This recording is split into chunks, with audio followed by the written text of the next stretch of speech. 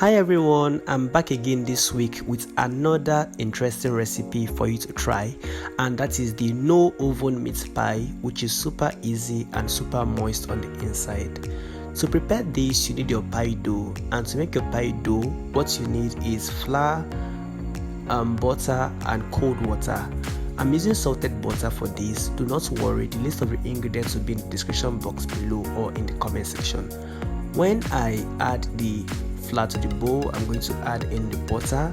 The butter I'm adding a lot of butter because I am baking. If you watch my previous video on how to make fried meat pies, you see that I fried it. That's because you are submerging that into more oil, so you need less butter. But for this, you are baking it, you don't need oil, so I'm going to add in enough butter. Once I see that the butter and the flour has mixed very well, I'm going to begin adding my cold water. I'm going to add it bit by bit. You don't want to add so much cold water at once because your pie dough might become too stretchy or too runny, any of the two. But you want to add the water bit by bit. And one thing you want to take note of is that you don't knead whenever you're making pie dough. You just try to bring the dough together, let it form, because the more you knead, the more gluten you activate, and it affects the end result. The end result will be that the pie dough will be very, very hard, and it will be difficult for you to bite through. If this is the first time you're coming across my channel, or you've come across my channel before and you've not subscribed, what are you waiting for? Subscribe. It is totally free of charge. They don't charge you. Once my pie dough is formed, I'm going to divide it into two. I will use half for fish pie and the rest for the meat pie we're making. Do not worry, the fish pie recipe is coming up very soon. Then you want to refrigerate for about 30 minutes. While that is refrigerating, you want to prepare the filling. For the filling, you need some vegetable oil into a dry pot. Then you want to add in some chopped onion. Stir for about 30 seconds. Then you add in your protein of choice. My protein of choice is beef, that is corned beef I used. You basically need the corned beef to fry for about 2 to 3 minutes before you add in your meat stock. Once I add that, I'm going to go in with my chopped up carrots and chopped up Irish potatoes. Then I'm going to mix to combine. Remember, I added in meat stock. I'm going to add in some more so that it's not be too dry, and since I'm using meat stock, I'm not going to be using seasoning cubes at all. You want to mix this to combine properly. Then you want to season with some curry powder and some thyme. You don't need too much seasoning for this, just keep it simple. That is the perfect Nigerian meat pie for you.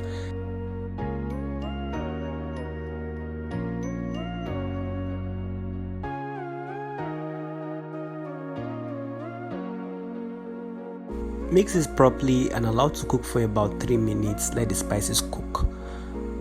After about 3 minutes of cooking, you want to add in your slurry. The slurry I'm using is basically cornstarch and water mixed together. You can as well use flour and water if that's what you have available. It just serves as a thickener. Once you add that in, you will notice that it's beginning to bind together properly. That's what you want, and allow this to cook for 1 more minute. Then you set aside. Once you transfer it into a plate, you want to flatten it properly. Then you place it in the fridge. Let it sit there till it gets cold and it is not hot.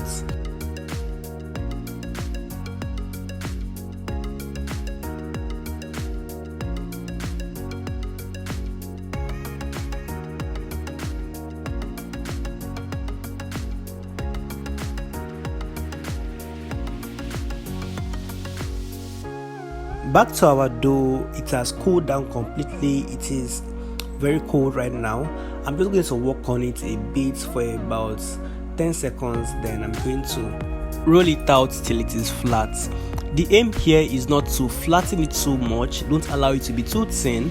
You still want it a bit dense so that it can still have enough crust when you chew on it. So you just want it to be flat but not too thin. Now to cut, you need either a meat pie cutter or something that has a very round shape, something like a cup or a pot cover. I used a cup to cut it properly.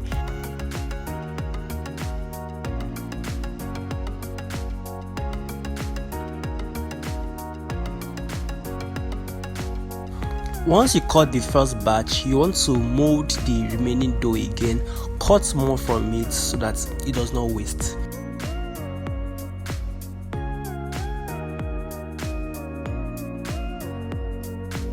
Then I'm going to prepare an egg wash. Egg wash is basically egg or egg with water. It will help it seal when I close it.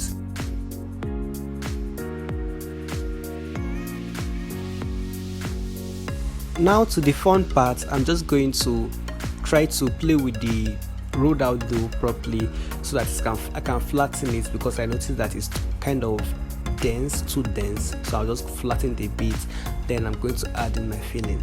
You want to add in as little filling as possible if you want it to close, but if you want enough filling, then it's fine. Add enough filling. It's not a must for it to close. So far you're consuming it at home, you are not selling it. Just adding enough filling that you want, then seal it with the egg wash, and that's it.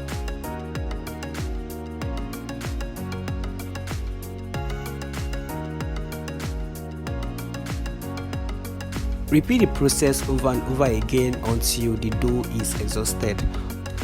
At this point, I looked around and I noticed that I did not have a baking tray.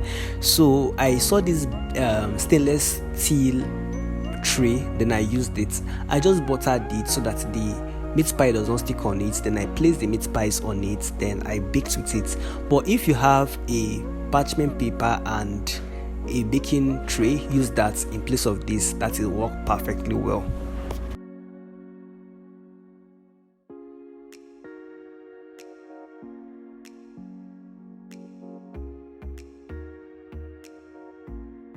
We're going to be making an oven by ourselves.